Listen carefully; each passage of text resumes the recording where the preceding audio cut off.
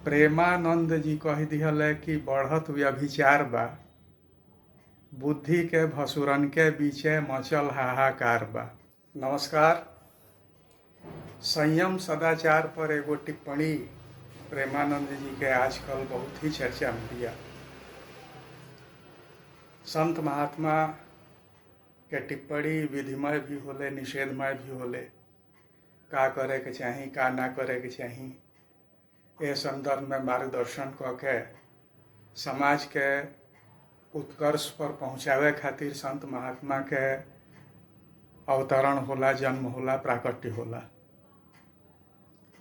अब केहू ओकरा के कड़वा समझे तो उचित नहीं है। औषधि कड़वा भी हो सकेले, लेकिन कड़वा औषधि आवश्यक नहीं है कि नुकसानदायक बिया। यही संदर्भ में एगो विचार बा। प्रेमानंद जी कह दिहले कि बढ़त व्यभिचार बा, बुद्धि के भसुरन के बीचे मचल हाहाकार बा। बुद्धि के भसुर कहल जाला जेकरा बुद्धि से ज्ञान के भेंट ना होखे, यानी बुद्धि के प्रयोगे न करे, वो बुद्धि के भसुर कहाला। प्रेमानंद जी कह दिहले कि बढ़त व्यभिचार बा, बुद्धि के भसुरन के बीचे मचल हाहाकार बा। सत्य सनातन के भैया महिमा अपरंपार बा, धर्म करम के अलबेला रूप रंग हजार बा। सत्य सनातन के भैया महिमा अपरंपार बा, धर्म करम के अलबेला रूप रंग हजार बा। प्रेम नगर के एगो टोला, प्रेम नगर के एगो टोला हवस से गुलजार बा। प्रेम नगर के एगो टोला हवस से गुलजार बा, बुद्धि के भसुरन के बीचे मचल हाहाकार बा। अब काहे हाहाकार मचल बा रुआ सब समझ सकतनी। चोर के दाढ़ी में तिनका वाली स्थिति हो सकेले, नहीं तो केहू के का आपत्ति बा। कौनो असम्मानजनक टिप्पणी तो प्रेमानंद जी कैले नहीं कौन। अब दोसरा लोगन के विषय में हम कौनो टिप्पणी नहीं करत।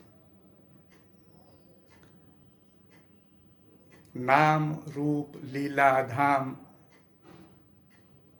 भगवत प्राप्ति खातिर, भक्ति भावना से जुड़े खातिर प्रमुख आधार बिंदु है। संत महात्मा बतावेले कि नाम ली, रूप के दर्शन करी, लीला के श्रवण गान मंचन इत्यादि करी, धाम में जाई तो भक्ति भावना प्रबल हुई। केहू करे भजन कीर्तन, केहू रूप के दर्शन, केहू जाला धाम, केहू करे पूजन अर्चन। केहू करे भजन कीर्तन, केहू रूप के दर्शन, केहू जाला धाम, केहू करे पूजन अर्चन। लेकिन अंधन के बस्ती में दर्पण सब बेकार बा। लेकिन अंधन के बस्ती में दर्पण सब बेकार बा, बुद्धि के भसुरन के बीचे मचल हाहाकार बा। कहता लो कि धर्माचार्य के तरह के टिप्पणी ना करे के चाहिए। तो भैया धर्म कर्म के जरा ज्ञान नहीं है उहे तरह के बात कह सकेला। वेद वाक्य बा, यत्र नार्यस्तु पूज्यन्ते रमन्ते तत्र देवता। जहाँ नारी के पूजन होला वहाँ देवता के वास होला।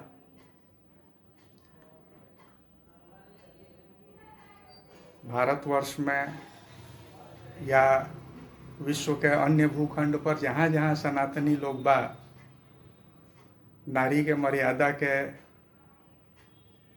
नारी के महिमा के प्रणाम करेला।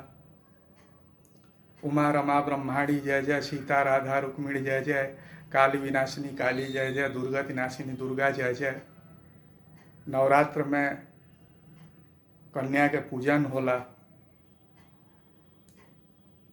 लेकिन जहाँ उल्टा भइल बा, लोग उल्टा कइले बा, ओइया उल्टा व्यवहार भी भइल बा। ताड़का, पूतना, शूर्पणखा इत्यादि एकर उदाहरण बा।